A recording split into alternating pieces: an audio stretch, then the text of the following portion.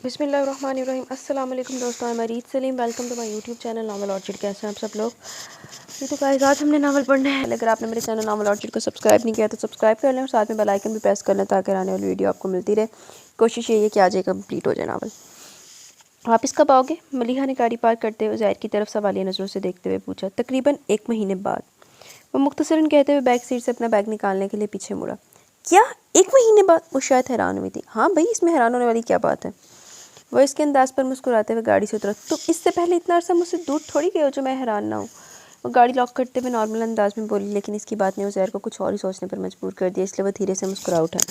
जब भी कुछ याद आने पर उज़ैर से पूछने लगी, वैसे तुमने 1 महीने की अर्जेंट छुट्टियाँ किस काम के लिए ली हैं? किसी ज़रूरी काम के लिए नहीं, बस बाबा जान ने कहा मैं कुछ दिनों के लिए फौरी तौर पर लाहौर पहुँच जाऊँ। एक सरप्राइज़ मेरा मुंतज़िर है, वो बताने लगा। सरप्राइज़ से याद है, मेरे पास भी तुम्हारे लिए एक धमाका खेज सा सरप्राइज़ मौजूद है। मलिहा फराज इसकी हमराही में एयरपोर्ट की जानिब चलते हुए बोली। अच्छा, तो फिर जल्दी से बताओ कि वो धमाका खेज सरप्राइज़ क्या है? वो इश्तियाक से इस्तफसार करने लगा। अभी नहीं, इसने साफ इनकार किया। अभी क्यों नहीं? वो इसलिए, अगर अभी बताते तो फिर वो सरप्राइज़ तो ना हुआ ना। मलिहा एक अदा से बोली।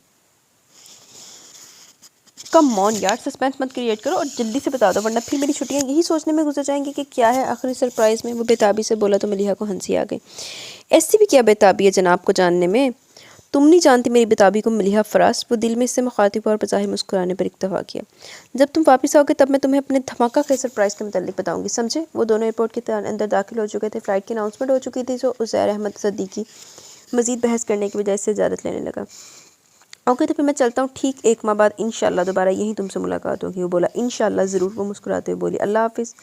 मलिहा वो जाने के लिए मुड़ी थी कि उज़ैर ने इसका नाम पुकार लिया, जिस पर वो मुड़ी और सवाली नज़रों से देखने लगी। अपना ख्याल रखना, वो धीमी मुस्कुराहट के साथ अपनायत भरे लहजे में बोला। तुम भी अपना ख्याल रखना, वो भी होंठों पर मुस्कान से जाते हुए बोली। इसे हमेशा से उज़ैर का ये कहना, अपना ख्याल रखना, बहुत अच्छा लगता था। उज़ैर ने एक प्यारी सी स्माइल इसकी तरफ पास की और जाने के लिए पलट गया। मलिहा फराज भी इसके जाने के बाद गाड़ी की सिंध पड़ गई। बाबा जान नज़र नहीं आ रहे? मामा और कश्यप से मिलने के बाद इसने ज़ुबैर अहमद सदीकी के मुतालिक पूछा। हाँ, दरअसल वो तुम्हारे चचा के घर कुछ ज़रूरी बातें तय करने गए, बस आते ही होंगे। आसिया ज़ुबैर बेटे के बालों में हाथ फेरते हुए बताने लगी। क्या मतलब, कैसी ज़रूरी बातें? वो नासमझी के आलम में इस्तफसार करने लगा। ज़रूरी बातों, बल्कि बहुत ही ज़रूरी बातों के मुतालिक तो आपको बाबा जान ही बताएंगे, हम तो बताने से रहे। बाबा जान ने सख्ती से मना किया कि हम दोनों में से कोई भी आपको फ़िलहाल कुछ ना बताए। कश्यप फ़ौरन बोली। अच्छा जी? उज़ैर ने शरारती अंदाज में कहा। हाँ जी, वो भी इसी के अंदाज में बोली। मामा, अब मुझे सरप्राइज़ के मुतालिक तो बताएं, जिसके लिए मुझे फ़ौरन लाहौर से बुलाया गया। उज़ैर कुछ याद आने पर माँ की तरफ मतवज्जा हुआ। अरे भैया, पहले बाबा जान को तो आने थे, वहीं आपको सरप्राइज़ के मुतालिक तफसील से बताएंगे। कश्यप आसिया बेगम से पहले बोली। उज़ैर ने इसके सस्पेंस फैलाने पर हैरानगी से इसकी तरफ देखा। उज़ैर, जब तक तुम्हारे बाबा नहीं आ जाते तब तक तुम आराम कर लो। आसिया ज़ुबैर के कहने पर उठकर अपने कमरे में चला आया। अब जो सरप्राइज़ इसे शाम को मिलने वाला था, जाने में उसको सुनने के बाद खुश होता या खैर ये तो शाम को मालूम होना था। अब ज़ुबैर अहमद सदीकी के आने तक वो भरपूर आराम कर चुका था। फ्रेश होकर इनके सामने था। मिले मिलाने के बाद इसने सबसे पहले सरप्राइज़ के मुतालिक इनसे पूछा। बाबा जान, अब बताएं मुंतज़िर सरप्राइज़ के मुतालिक।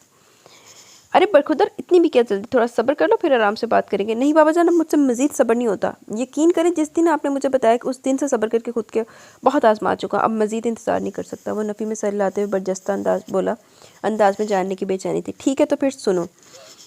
वो ज़ैर की बेसब्री पर मुस्कुराए, फिर मज़ीद बोले। सरप्राइज़ ये है कि ठीक अगले हफ्ते शादी हो रही है। और शादी हो रही है? मगर किसकी? वो लफ्ज़ शादी सुनकर चौंका, क्योंकि अभी तक जहाँ तक वो जानता था इनके पूरे ख़ानदान में नई नस्ल में किसी की मंगनी वगैरह भी नहीं हुई थी। सब कज़न में वही बड़ा था। सो ज़ुबैर अहमद सदीकी की बात काटते हुए हैरानगी से पूछने लगा। यार बड़ी बेचैनी है तुम्हें, पहले पूरी बात तो सुन लो। ओके सॉरी, वो शर्मिंदा हुआ। हाँ, तो मैं कह रहा था कि शादी हो रही है, वो भी अगले हफ्ते। वो फिर से बोलने लगे तो एक मरतबा फिर उज़ैर ने टोक किया। लेकिन बाबा जान, ये शादी हो किसकी रही है? कहीं आप तो। वो मसनूई शक्की से अंदाज में बोला। लबो लहजा शरीर था। फिर कश्यप भी मुस्कुराई। मेरी उम्र है शादी की? जवाब वो मसनूई गुस्से से उज़ैर को घूरते हुए मुस्कुराए तो फ़ौरन संजीदा हुआ। तब ज़ुबैर अहमद सिद्दीकी ने अपनी बात का आगाज़ संजीदगी से किया। जब तुम दोनों और ज़हीर, ज़ुबैर अहमद के छोटे भाई के बच्चे छोटे थे, तो इस वक्त हम सब ने फैसला किया कि तुम्हारा रिश्ता ज़ारा से और कश्यप का उमैर से तय कर दिया जाएगा। ख़ानदान भर में किसी को इतराज़ न था, सो हमने तुम चारों की बात तय कर दी। फिर जब तुम चारों कुछ बड़े हुए तो हमने मुतफ़िक़ा फ़ैसले से चंद करीबी दोस्तों और रिश्तेदारों की मौजूदगी में तुम चारों के निकाह की रस्म भी अदा कर दी। और अब जबकि तुम बरसर रोज़गार हो और ज़ारा भी अपनी पढ़ाई मुकम्मल कर चुकी है, तो हमने सोचा कि तुम दोनों की शादी कर दी जाए, जबकि उमैर और कश्यप की शादी अगले 1-2 साल में कर दी जाएगी। वो अपनी धुन में बोले जा रहे थे, जबकि उज़ैर अहमद सदीकी इस गैर यकीनी इंकशाफ पर हैरान और परेशान गोया सख्ते में चला गया था। ये सरप्राइज़ इसके लिए किसी ज़ोरदार धमाके से कम ना था। इस सरप्राइज़ ने इसे वाक़ई सरप्राइज़ कर दिया था। इसके तो वहम गुमान भी ना था कि इतना सब कुछ इसे सुनने को मिलेगा। ए अल्लाह, बचपन 'ਚ एक अद्धे दिन कहा करके रखिया या तो इन्हें भी नहीं पता कि मुंडे नूं पता ही नहीं है। ज़ुबैर अहमद सिद्दीकी अपनी बात मुकम्मल करने के बाद सवालिया नज़रों से बेटे की तरफ देखने लगे कि वो कुछ कहेगा, लेकिन वो इस हैरानकुन इंकशाफ के बाद अपने होशो हवास में कहाँ था कि वो कुछ बोल सकता। हाँ भी, अब बताओ कैसा लगा तुम्हें हमारा सरप्राइज़? इसे खामोश देखकर ज़ुबैर अहमद ने लब्बा किए कि मगर इस तरफ से कोई जवाब नहीं है। वो सब हैरान हुए। उज़ैर बेटा, अब की बार उज़ैर की आंखों के सामने हाथ हिलाते हुए बुलंद आवाज़ में बोले तो हड़बड़ाकर सीधा हुआ। भाई कहाँ खो गए? ज़ुबैर अहमद सिद्दीकी ने दोस्ताना अंदाज में पूछा। जी? वो शायद अभी तक पर मुकम्मल होशो हवास में वापस नहीं आया था। मैंने तुमसे कुछ पूछा है, कैसा लगा सरप्राइज़? वो ज़ैर को हवास पाख्ता देकर दोबारा इस्तफसार करने लगे, जब वो खुद को संभालते हुए कदरे तौक़ुफ़ के बाद संजीदा मगर दो टोक बोला। बाबा जान, मैं ये शादी नहीं कर सकता। जिसे सुनकर गोया सब बेयकीन हुए। उज़ैर, ये क्या कह रहे हो तुम? आसिफ बेगम ने बेयकीनी से बेटे की तरफ देखा। तुम अपने होश में तो? ये क्या कह रहे हो तुम? ज़ुबैर अहमद भी हैरत से उसे देखने लगे। मैं यही कह रहा हूँ कि मुझे ज़ारा से शादी नहीं करनी। अब की बार वो तकरीबन हतमी लहजे में बोला। मगर क्यों? ज़ुबैर अहमद सिद्दीकी यकलख तैश में आए। क्योंकि मैं किसी और को पसंद करता हूँ, शादी भी उसी से करूँगा। ज़ारा के मतलब मैंने कभी ऐसा नहीं सोचा और ना कभी सोचूंगा। आप प्लीज़ इस बात को यहीं ख़त्म कर दें। चाचा जान को भी मना कर दें। वो अपनी कहकर वहाँ रुका नहीं और इनके जाने के बाद ज़ुबैर अहमद सिद्दीकी इस गैर मुतवक्का इनकार पर अपने टूटते वजूद को समेटने की नाकाम कोशिश करते हुए सोफे पर गिर के चुके थे।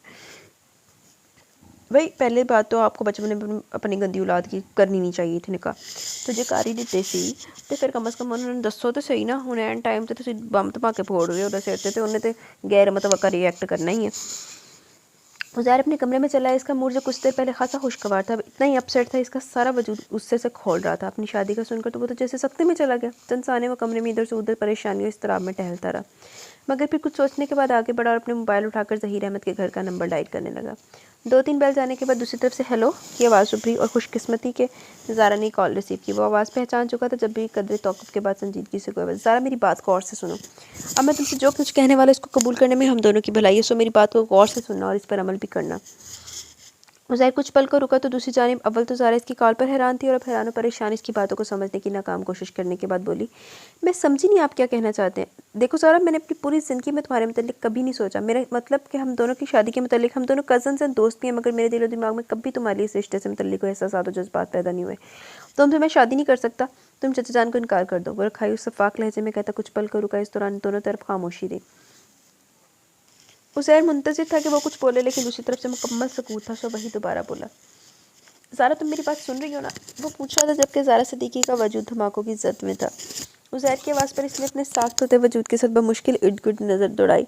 वहाँ किसी दूसरे शख्स के ना होने की यकीन दहानी करने के बाद वो खुद को कदर मजबूत करते हुए नॉर्मल लहजे में इस्तफसार करने लगी। क्या मैं इनकार की वजह जान सकती हूँ? Why not? मैं किसी और को पसंद करता हूँ, इसलिए तुमसे शादी का सवाल ही पैदा नहीं होता। मैंने बाबा जान से भी बात कह दी है, तुम भी चचा जान को इनकार कर दो, इसी में हम सबकी बेहतरी है। वो स्पार्ट अंदाज में बोला। और अगर मैं इनकार ना करूँ तो आप क्या करेंगे? जवाब में बहुत सोचने के बाद इससे पूछने लगी। क्या मतलब? वो यकीनन चौंका। मतलब ये कि इस शादी पर एतराज़ आपको है, पसंद आप किसी और को करते, मैं नहीं। इस शादी से इनकार करने में भलाई आपकी है, मेरी नहीं, क्योंकि शादी से पहले तलाक के कागजात मेरी बाकिरदार ज़िंदगी पर बदनुमा धब्बा होंगे, आपकी ज़िंदगी पर नहीं। और बेहतर यही होगा कि मिस्टर उज़ैर अहमद सिद्दीकी कि आप खुद ही इनकार करिए, क्योंकि मुझ में इतनी सख्त नहीं है कि मैं अपने वालिदैन के सामने इनकार कर सकूँ। बहुत कंट्रोल करने के बावजूद भी ज़ारा सिद्दीकी आखिर में जज्बाती होकर चिल्ला उठी। क्या बकवास कर रही हो तुम? उज़ैर को इसके अंदाज़े बयान पर शदीद गुस्सा है। वही जो तुम सुन रहे हो। अचानक ही आपसे तुम पर आई। फिर मज़ीद बोली, and by the way mister Uzair, इनकार करने से पहले तुम्हें ये तो सोच लेना चाहिए था कि जिसको तुम ठुकरा रहे हो इसी के भाई के साथ तुम्हारी बहन का भी निकाह हो चुका है। और वैसे भी तुम्हें मेरा ना सही अपनी बहन की ज़िंदगी का, इसके मुस्तकबिल का ख्याल तो होना ही चाहिए। क्यों, ठीक कह रही हो ना मैं? ज़ारा का लहजा ना चाहते हुए भी तंजिया हुआ था। तुम मुझे धमकी दे रही हो? उज़ैर को सीले अंदाज में चिल्लाया। ज़ारा की बातों ने इसे गुस्से के साथ साथ शदीद झटका दिया था। इसके ख्याल में वो बगैर कोई जिरह किए इनकार कर देगी, लेकिन ऐसा तो कुछ भी नहीं हुआ था। हाँ, मैं तुम्हें धमकी नहीं दे रही, अलबत्ता तुम्हें ये ज़रूर बताने की कोशिश करी कि तुम्हारे फ़ैसले के बाद तस्वीर का दूसरा रुख क्या हो सकता है। और अब जहाँ तक मेरा ख्याल है, तुम आगे जो भी फ़ैसला करोगे सोच समझ कर और दिल से करोगे। खुदा हाफिज़। अपनी बात ख़त्म करने के बाद ज़ारा ने राब्ता ख़त्म कर दिया, जबकि वो गुंग सा अपनी जगह पर खड़ा मोबाइल को घूर रहा था। उज़ैर के फ़ोन के बाद वो अपने कमरे से बाहर नहीं निकली। कंवल छोटी बहन 2-3 दफ़ा इसे बुलाने आई, लेकिन इसने तबीयत की ख़राबी का बहाना करते हुए हर बार इसे वापस भेज दिया। और वाकई इसके फ़ोन के ऊपर मुसलसल रोने से इसकी तबीयत ख़राब हो गई थी। मुसलसल रोने से आंखें भी सूज चुकी थी। सर भी शदीद दर्द की शिद्दत से फटा जा रहा था। और इसका दिल तो जैसे इसके इख्तियार से बाहर हो चुका था। कितनी मोहब्बत करती थी वो उज़ैर से, मगर उज़ैर की बातों ने जैसे इसका चाहत भरा दिल एक ही झटके में चकनाचूर कर दिया था। उज़ैर अहमद सिद्दीकी ने ज़ारा सिद्दीकी के दिल पर इसी दिन दस्तक दी थी जब से इसने होश संभाला था। वो उज़ैर से बेलौस और सच्ची मोहब्बत करने लगी थी, अगरचे इसे अपने और उज़ैर के निकाह के मुताल्लिक कोई इल्म नहीं था, लेकिन वो इसे जाने अनजाने में अपना हमसफ़र मुंतखब कर चुकी थी। होश संभालने और जवानी की दहलीज पर कदम रखने के बाद इसे दिल की नगरी में हमेशा उज़ैर अहमद सिद्दीकी का चेहरा ही नज़र आया। वो तो जैसे ज़ारा की सोचों का महवर बन चुका था। उठते बैठते सोचते जागते सिर्फ उज़ैर इसके ख्वाबों ख्यालों में और इसकी तन्हाइयों में था। इसकी हर जज्बात, हर एहसासात पर काबिज़ वो बनाव से इंकार करती थी तो सिर्फ इसके नाम पर, और उज़ैर के लिए इसकी मोहब्बत से सब वाकिफ़ भी थे, और कोई नहीं था तो वो सिर्फ उज़ैर अहमद सिद्दीकी था। ज़ारा को जब ज़हीर अहमद सिद्दीकी के ज़रिए अपने और उज़ैर के निकाह का इल्म हुआ तो ये मोहब्बत और चाहत और भी ज़्यादा बढ़ गई, नए जज्बों के साथ, नई उमंगों के साथ और नई सोच और शिद्दतों के साथ। लेकिन अभी कुछ दिन पहले उज़ैर के फ़ोन के बाद ये मोहब्बत अचानक ही नफ़रत में बदल गई थी, या शायद दूसरी लड़की से उज़ैर की मोहब्बत के ख्याल ने इसके दिल में नफ़रत और जेलसी का बीज बोया था। ऐसी नफ़रत या जेलसी जो बरसों पुरानी मोहब्बत से कई गुना ज़्यादा शिद्दत लिए हुए थी, और शायद इसी वजह से वो उज़ैर के सामने कश्यप का हवाला न चाहते हुए भी दे गई। बेटा तो ना भी वाला देंदी तो होना ही कोशी है।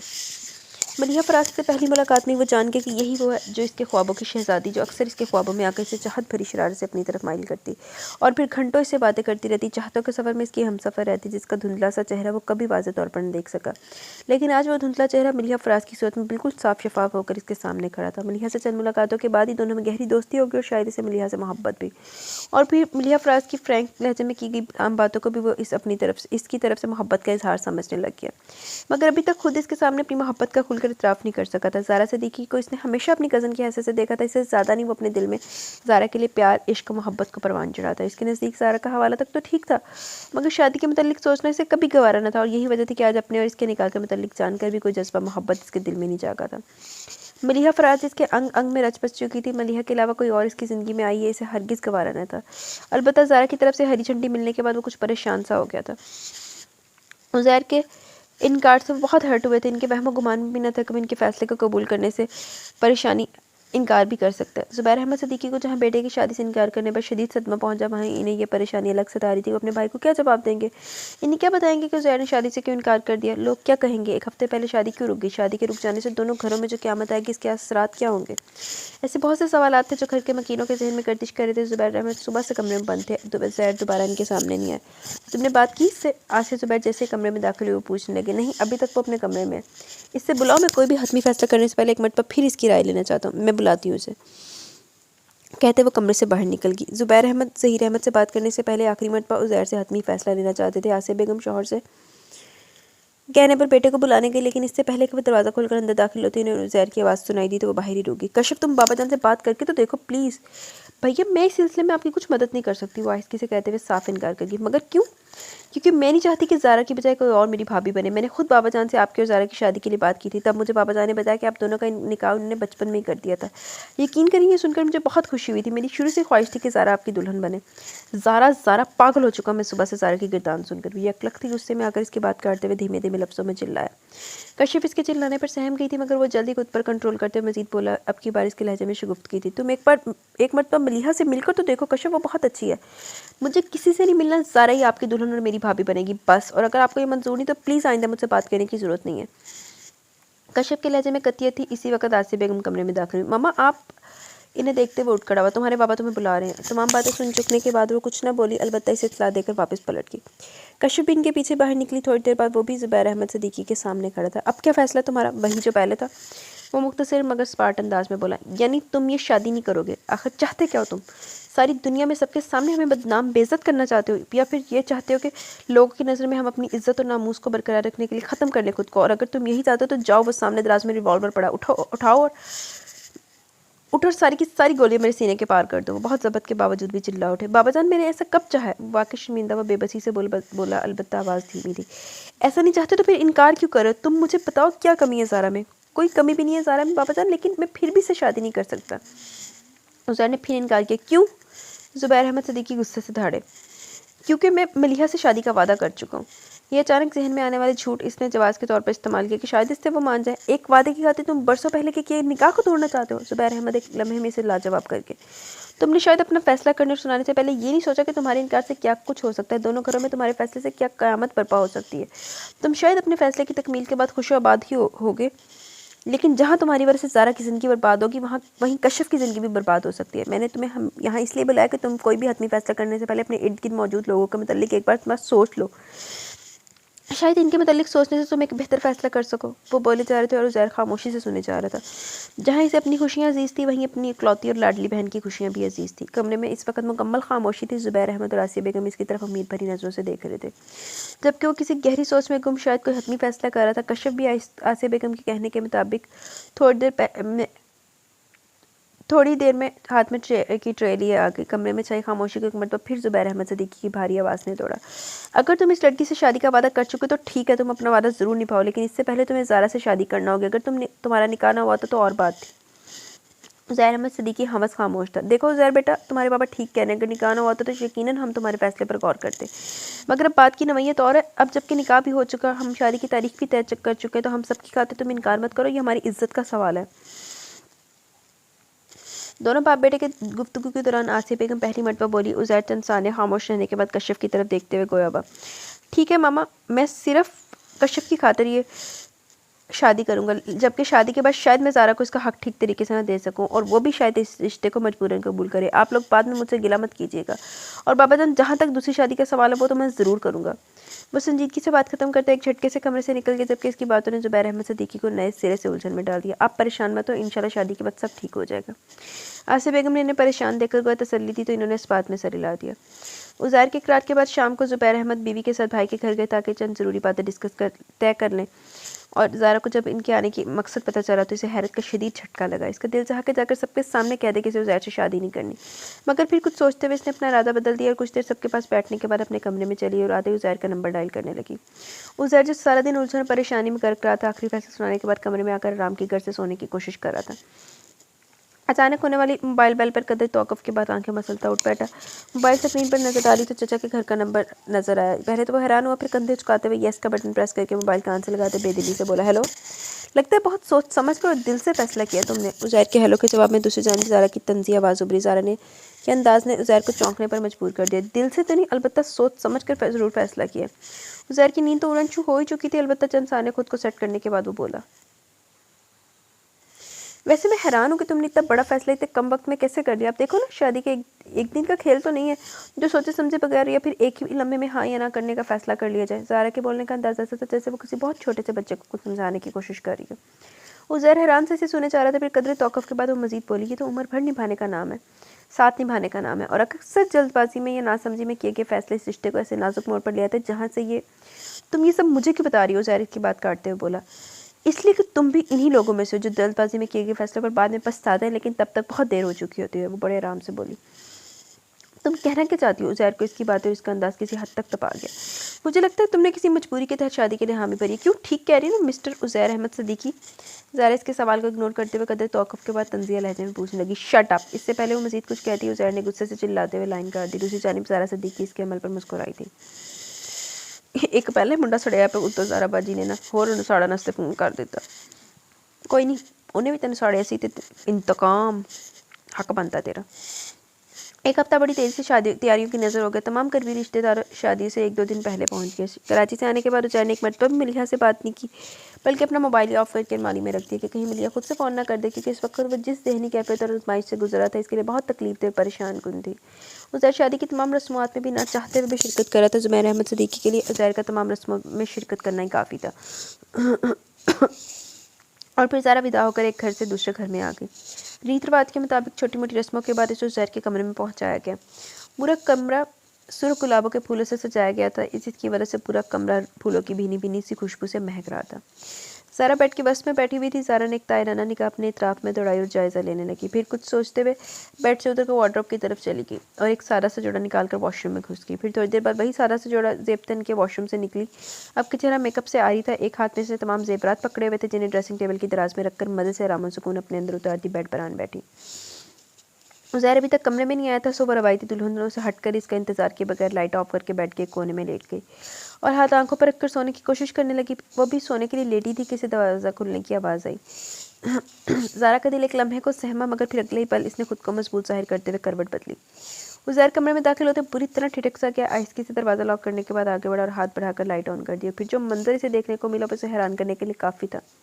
मगर हैरानगी के साथ साथ इसके अंदर शदीद गुस्सा उठकर सामने है। भले ये शादी इसकी मर्जी से नहीं हुई थी, लेकिन फिर भी वो ज़ारा को दुल्हन के रूप में देखना अपना हक समझता था, और जो हक ज़ारा सिद्दीकी ने दानिस्ता इसे छीन लिया था। बल्ले भाई अशके तू हाले पसंदा ब्याह नहीं है, फिर भी सारे हक हकूक अपने अजबर आ दूर फिटे मुँह तेरे थे।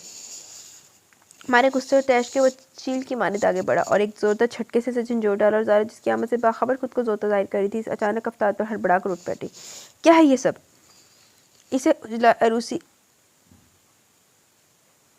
की बजाय सारा से सूट में लेटा देखकर वो बाकी गुस्से से आग बगोला हुआ धीमे धीमे लहजे में लफ्ज़ों में इफ्तार करने लगा। लहजा खूनख्वार था। ज़ारा शायद किसी भी रद्दमल के लिए पहले खुद को तैयार कर चुकी थी।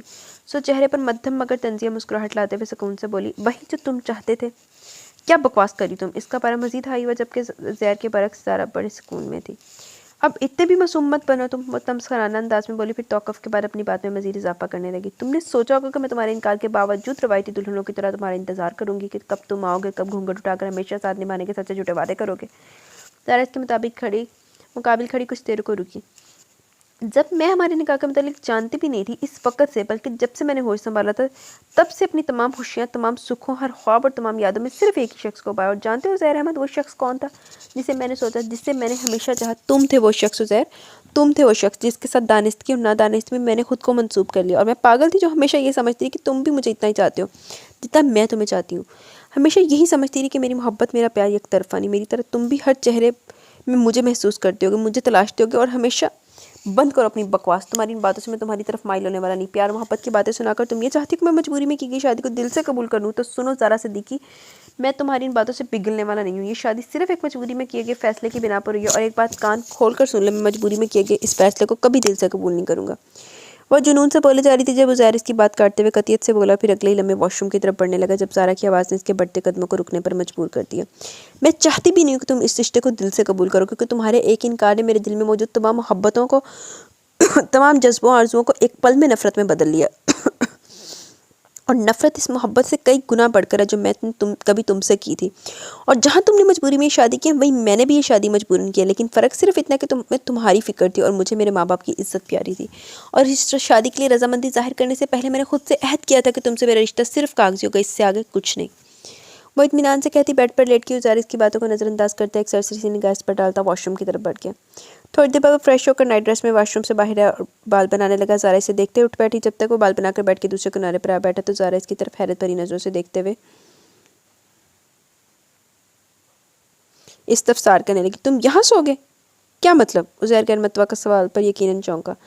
मतलब ये कि यहाँ सिर्फ मैं सोऊंगी, तुम यहाँ नहीं सो सकते, तुम वहाँ सामने पर सोफे पर सो जाओ। वो बैठ के बिल्कुल सामने पड़े सोफे की तरफ इशारा करते हुए संजीदगी से बोली, मैं और सोफे पर? तुम कहना क्या चाहती हो? ज़ारा की बात सुनकर वो गुस्से से फनकारा था।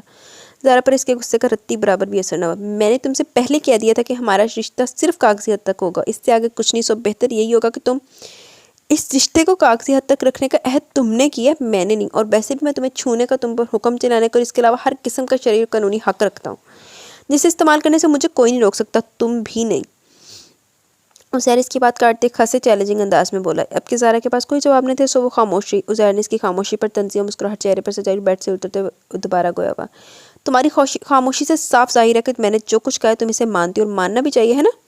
तमस्कराना अंदाज में कहता वो सोफे पर लेट के फिर ठुकमिया बोला, लाइट ऑफ कर दो।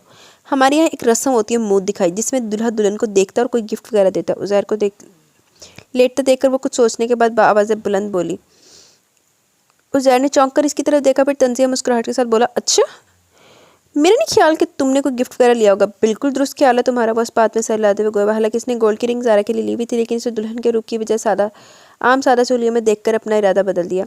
मुझे उम्मीद भी यही थी कि तुम ये जहमत नहीं करोगे, इसलिए मैंने पहले से रिंग ले ली थी। ज़ारा हाथ में पकड़ी रिंग को फिजा में लहराते हुए बोली, क्यों? उज़ैर हैरान हुए बगैर न रह सका। अपनी इज्जत की खातिर। वो मुख्तसर मगर चबा कर बोली थी। उज़ैर बगैर कोई जवाब देकर करवट बदल गया। मतलब वाज़ेह था वो मज़ीद बहस नहीं करना चाहता, सो ज़ारा भी लाइट ऑफ करके लेट गई। तेरा चंगा इलाज होया उज़ैर, तेनू बस चित्रां दी कमी है ते तेना यही तेरा इलाज सी। बहुत चंगा होया। उज़ैर ने पहले ही सबसे कह दिया कि शादी के बाद ना तो वलीमा होगा ना ही दावतें वगैरह। सो शादी को एक हफ्ता गुजर चुका था, लेकिन अभी तक किसी ने इस किस्म का जिक्र ही नहीं छेड़ा। ज़ारा की भी यही मंशा थी, दोनों सबके सामने नॉर्मल जाहिर करते, लेकिन कमरे में तन्हाई मिलते ही दोनों लफ्ज़ी जंग शुरू कर देते थे। ज़ुबैर अहमद सिद्दीकी और आसिफ बेगम उज़ैर की खामोशी पर मुतमिन और पुरसकून थे। कशिफ तो ज़ारा के जाने से बहुत खुश थी। फिर एक दिन अचानक उज़ैर ने कराची वापस जाने का शोर बर्पा कर दिया। सबके मना करने के बावजूद भी वो रुकने के लिए रजामंद नहीं हो रहा था। जहाँ इसके फैसले पर सबने नाराज़गी का इजहार किया, वहीं ज़ारा भी हैरान हुई। ज़ुबैर अहमद के समझाने पर भी वो मान नहीं रहा था। बाबा जान, आप प्लीज़ मुझे रुकने पर मजबूर मत करें। तुम्हें आए भी जुम्मा 8 दिन नहीं हुआ, तुम वापस आने की बात करो। कुछ तो ख्याल करो, अभी तुम्हारी शादी को 1 हफ्ता भी नहीं हुआ। बाबा जान, मैं मजीद यहाँ नहीं रह सकता, मैंने फैसला कर लिया और जानते हैं मैं अपने फैसले से पीछे नहीं हटता। सो बेहतर यही होगा कि कोई मुझे ना रोके, क्योंकि अब मैं रुकने वाला नहीं है। मुअत्तमिल लहजे में बोला। ज़ारा जो वहाँ से इत्तफाकन गुजरी थी, इसकी आवाज़ सुनकर बाहर दरवाजे में रुक गई। ठीक है, अगर तुम जाना चाहते हो तो जाओ, लेकिन मेरी एक शर्त है। ज़ुबैर अहमद तौक़ुफ़ के बाद बोले। कैसी शर्त? ज़ारा तुम्हारे साथ जाएगी। वो कतियत से बोले। सॉरी बाबा जान, मैं इसे कैसे साथ ले जाऊं, जबकि मैं इसी की वजह से ही यहाँ से जा रहा हूँ। देखें बाबा जान, मैंने आपकी ख्वाहिश पूरी कर दी, अब आपको भी मेरी ख्वाहिश पूरी करनी होगी। मैंने आपको बताया था कि मैं किसी से शादी का वादा कर चुका हूँ, सो अब मैं वही वादा पूरा करना चाहता हूँ और आप मुझे वादे को निभाने की इजाज़त पहले ही दे चुके हैं। वो कह रहा था जबकि दरवाजे की ओट में खड़ी ज़ारा का वजूद अपनी इस कदर तज़लील पर किरची किरची हुआ था। भले वो ज़ैर से नफरत करने लगी थी, लेकिन शौहर जैसा भी हो, अच्छा ये बुरा, कोई भी औरत अपनी ज़िंदगी में सौतन का आना बर्दाश्त नहीं कर सकती, तो फिर वो कैसे अपनी ज़िंदगी में सौतन का वजूद बर्दाश्त कर सकती थी। इसलिए ना चाहते हुए भी इसकी आंखें नम होने लगी। वो सब तो ठीक है बेटा, मगर तुम कुछ दिन तो रुक जाओ। ज़ारा क्या सोचेगी? बाबा जान, मुझे इसके सोचने या न सोचने से कोई फ़र्क नहीं पड़ता, और हाँ, इससे कह दीजिएगा मेरे जाने के बाद वो जहाँ रहना चाहती है रह सकती है, मुझे कोई इतराज़ नहीं होगा। वो सफाक लहजे में बोला। तुम वापस कब जा रहे हो? बेटे की सफाकियत पर इन्होंने तासुफ से देखा, फिर बात बदली। कल शाम की फ़्लाइट है। ज़ारा वहाँ से हटकर कमरे में चली गई। आंखों से आंसू तत्वातर से बह रहे थे। चंद दिन पहले जन्म लेने वाली नफरत पर बरसों पुरानी मोहब्बत अचानक हावी हो चुकी थी। मगर ये मोहब्बत पुरानी मोहब्बत से कुछ जुदा थी। ऐसी मोहब्बत जो खामोश थी, जो दिल से दोबारा पूछे बिना बेदार तो हो चुकी थी, लेकिन पुरानी बेलौस व बेरिया मोहब्बत के ठुकराए जाने पर मलूल सी थी। वो यकायक उठी, आंखों को बेदर्दी से रगड़ती दरवाजे के करीब की, फिर दरवाजे में से कागज़ और पेन निकाल कर कुछ सोचते हुए लिखने लगी। लिखने के बाद कागज़ लपेट कर टेबल पर रखा और खुद उज़ैर के आने का इंतजार करने लगी। थोड़ी देर बाद उज़ैर जैसे कमरे में दाखिल हुआ तो यकलक ज़ारा को गुस्से ने आन घेरा। बेख्तियार तंज़ीह लहजे में बोली। शादी से इनकार का फैसला भी तुम्हारा ही था, फिर तुम इस फैसले से पीछे क्यों हटे? उज़ैर ने इसकी तरफ मुतज्जब निगाहों से देखा, फिर तौक़ुफ़ के बाद नॉर्मल से अंदाज में बोला। ओह, तो इसका मतलब है कि तुम मेरी और बाबा जान की बातें सुन चुकी हो। मैंने तुमसे कुछ पूछा है? ज़ारा तलख हुई। अच्छा, मैंने कुछ सुना नहीं। वैसे क्या पूछा तुमने? ज़ारा के अंदाज पर मसनूई नादानी से इस्तफ़सार करने लगा। मकसद सिर्फ और सिर्फ इससे गुस्सा दिलाना था, जिसमें वो कामयाब भी हुआ था, क्योंकि इसकी नादानी और मासूमियत की वजह से डर आने वाले गुस्से को ज़ब्त करने से ज़ारा सिद्दीकी की गाल सुर्खी माइल हो चुके थे। जब उज़ैर मज़ीद बोला। तुम ये मत समझना कि मैंने तुमसे शादी अपनी खुशी से की। अगर कश्यप दरमियान में होती तो मैं हाँ हरगिज़ ना करता। जहाँ तक फैसले से पीछे हटने का सवाल है, तो वो भी सिर्फ कश्यप की खातिर मैंने अपना फैसला बदला। अगर कोई इससे पहले कि उज़ैर मज़ीद कुछ कहता, इसका मोबाइल अपनी मखसूस आवाज़ में बोल उठा। अपनी बात अधूरी छोड़ते हुए इसने मोबाइल निकाल कर स्क्रीन से नज़र दौड़ाई तो मलिहा फराज का नाम जगमगाता देखा। एकदम इसके चेहरे पर मुस्कुराहट सिमट आई। फ़ौरन गैस का बटन प्रेस करके किया और फ़ोन कान से लगाया। रस्मी कलमात के बाद उज़ैर ने ज़ारा को सुनाने और सताने के लिए स्पीकर ऑन कर दिया। लाउड स्पीकर के ऑन होते ही दूसरी जानिब से मलिहा की दिल फरेब आवाज़ गूंजी। अरे बड़े बेवफाओ, तुम मचा ले, एक मरतबा भी फ़ोन किया हो। सॉरी, मुझे याद ही नहीं रहा। वो शर्मिंदा हुआ। क्या कहा? याद ही ना? ईमान से बड़े झूठे हो तुम। वो एक अदा से बोली तो उज़ैर ने बेसाख्ता कहकर कमरे की फ़िज़ा में बुलंद किया। वो कैसे? फिर पूछने लगा। वो ऐसे कि यहाँ तो कहकर गए थे सारी छुट्टियाँ मेरे सरप्राइज़ के मुतालिक सोचने में गुजर जाएंगी, और अब कह रहे हो कि तुम्हें याद ही नहीं रहा। वो जताने वाले मगर दोस्ताना लहजे में बोली। हाँ, तो सरप्राइज़ के मुतालिक कहा था, तुम्हारे मुतालिक थोड़ी कहा था। वो फ़ौरन से बोला और साथ ही एक नज़र ज़ारा पर डाली, जो दूसरी तरफ रुक के बैठी थी, जबकि ध्यान मोबाइल पर होने वाली गुफ्तगू पर लगाए हुई थी। सरप्राइज़ के मुतालिक सोचना मतलब मेरे मुतालिक सोचना। खैर, अब किया भी किया जा सकता है। वैसे तुम्हें याद है आज के दिन है? मलिहा बात बदलते हुए पूछने लगी। मंडे, फ़ौरन जवाब दिया। वो तो है, मगर आज के दिन क्या ख़ास बात है? ख़ास बात? वो भी आज के दिन? वो जहन पर जोर देते हुए सोचने लगा। I don't know. फिर कुछ याद ना आने पर गोया हुआ। आज? अच्छा, आज तारीख क्या है? मलिहा इसके भूलने पर फिर से इस्तफसार करने लगी। आई थिंक 25 तारीख पर भी तुम्हें कुछ याद नहीं है? सॉरी यार, मुझे वाकई कुछ याद नहीं। Are you sure? इसे उज़ैर की बेध्यानी पर यकीन नहीं आ रहा था। ऑफ कोर्स, वो बोला। करीब बैठी ज़ारा का तन मन आग का गोला बना हुआ था। अब मुझे 100% यकीन होगा कि तुमने लाहौर जाकर एक मरतबा भी मेरे मुतालिक सोचना गवारा नहीं किया, या फिर ज़रूरी नहीं समझा। इस तरह सब कुछ भूले हुए। खैर, अब मैं ही तुम्हें बता देती हूँ, आज मेरा बर्थडे है। मलिहा ने से याद लिया। Oh, I really very sorry, मुझे बिल्कुल भी याद नहीं था। Anyway, happy birthday to you. माजत करते हुए वो अपना आयत भरे लहजे में से विश करने लगा। अपनी परेशानी में से कुछ याद ही कह रहा था। थैंक्स, मलिहा मुस्कुराई। अच्छा बताओ, क्या गिफ्ट लोगी? उज़ैर ने पूछा। ज़ारा का ज़ब्त आखिरी हदों को छू रहा था। जो तुम चाहो। ठीक है, तो फिर मैं खुद तुम्हारे लिए गिफ्ट लाऊंगा, और वो भी एक दिन बाद। वो बताने लगा। एक दिन बाद? मलिहा खासी हैरान हुई, फिर बोली। तुम तो 1 महीने बाद आने वाले थे। अब तुम्हें क्या बताऊँ, मैंने यहाँ 2 हफ्ते भी बड़ी मुश्किल से गुजारे, बल्कि यूँ समझ लो कि कांटों पर गुजारे, और तुम मोहतरमा 1 महीने का कह रही हो। वो ज़ारा को सुनाने के लिए आवाज़ बुलंद सरदाह पढ़ते हुए बोला तो मलिहा बेसाख्ता मुस्कुराई। क्या मतलब? मतलब कुछ छोड़ो यार, मतलब में क्या रखा है हमारे यहाँ, तुम इसी बस इसी में मतलब रखो। बात बदलते हुए शायराना अंदाज में बोला, लाउड स्पीकर ऑफ कर दी, क्योंकि ज़रा गुस्से में वहाँ से उठ के चली गई थी। इसके जाने के बाद ज़ैर ने अलविदाई कलमात अदा कर मोबाइल ऑफ कर दिया। ज़ैर यार उतनी बातें करो जितनी बार में भुगत सको।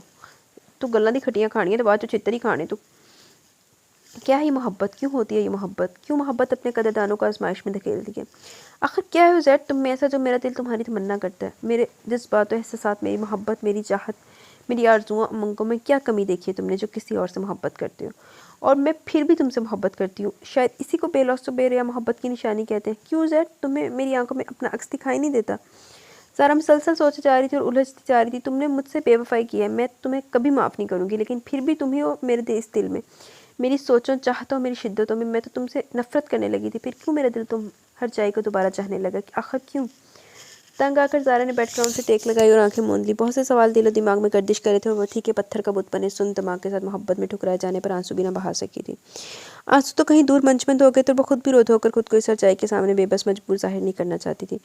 आज शाम को ज़ैर की फ़्लाइट थी। ज़ारा ने आसिया ज़ुबैर के कहने पर इसकी पैकिंग कर ली थी। सुबह जब उज़ैर चचा से मिलने गया तो ज़ारा भी इसके साथ गई। वापसी तक दोनों ने कोई बात नहीं की, अलबत्ता कमरे में दाखिल होते ज़ारा कुछ याद आने पर ड्रेसिंग टेबल की तरफ बड़ी और दराज से तयशुदा कागज़ निकाल कर इसे देने लगी। क्या है ये? वो ज़ारा के हाथ से कागज़ लेते पूछने लगा। इजाज़तनामा, जवाब उन्होंने सपाट अंदाज में बोली। किस लिए? उज़ैर कागज़ खोलकर पढ़ने की बजाय इससे पूछने लगा। अंदाज खिलाफ़े तवक्का नॉर्मल था। खुद देख लो। वो चेहरे पर आई शरारती लट को कान के पीछे चले जाते हुए बोली। उज़ैर ने एक तायराना नज़र इस पर डालते हुए कागज़ को खोला और पढ़ने लगा। कागज़ पर एक छोटी सी तहरीर थी।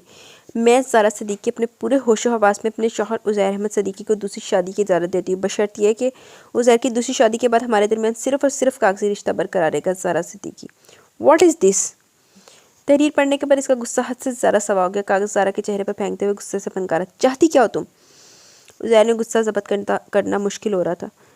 हुन अपनी इज्जत गल लाई ना, लख दिलाना तेरे ते।